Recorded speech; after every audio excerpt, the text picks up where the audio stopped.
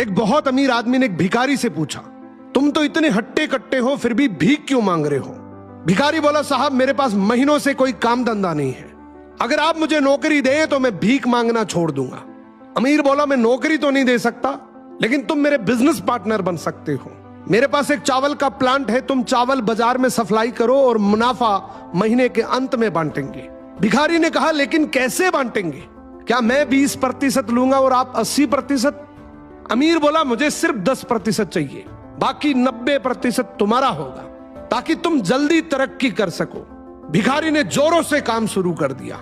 उम्दा चावल और सस्ते दामों से उसकी बिक्री बहुत बढ़ गई और उसे खूब मुनाफा हुआ। लेकिन जब मुनाफा बांटने का समय आया तो भिखारी ने सोचा, सारी मेहनत तो मैंने की है, तो अब अमीर आदमी को 10% क्यों दूं?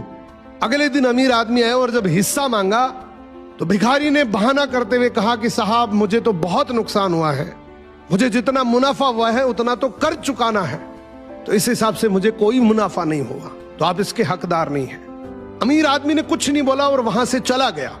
भिखारी बड़ा खुश हुआ, सोचा सारा प्रॉफिट मेरा हो गया। अब भिखारी उन पैसे से रोज मौज करे। ऐसे करते करते उसके पास से सारे पैसे खत्म हो गए। अब पैसे भी नहीं है और काम धंधा भी नहीं है, तो मजबूरन उसको फिर से भीख मांगना शुरू करना पड़ा।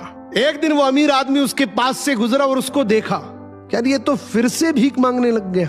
अमीर आदमी ने एक बहुत अच्छी बात बोली कि इस दुनिया में गरीब और अमीर आदमी जो होता है ना, उसमें सबसे बड़ा डिफरेंस होता है उसकी सोच का।